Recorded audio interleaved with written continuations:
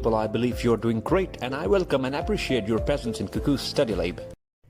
Internecine and devastative wars helped nations realize the necessity for an operating system to regulate interstate transactions, avert war and its utility as an instrument of foreign policy, and perpetuate global peace and stability.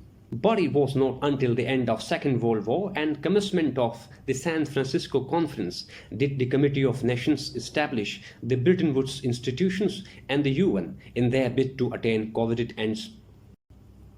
Fast forward to the future, a new world order was created in a world divided into two camps back then. Of the two orders, one was led by a liberal democratic nation, whereas the Soviet Union spearheaded the other one.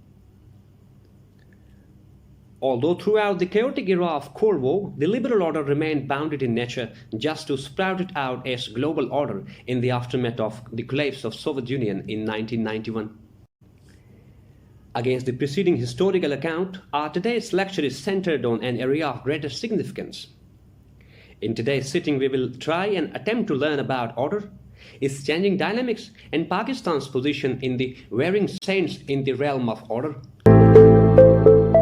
So this is all for today, people. If you got any confusion related to this topic, please let me know about your issues through your comments. I will address them in my next lecture. Thank you very much.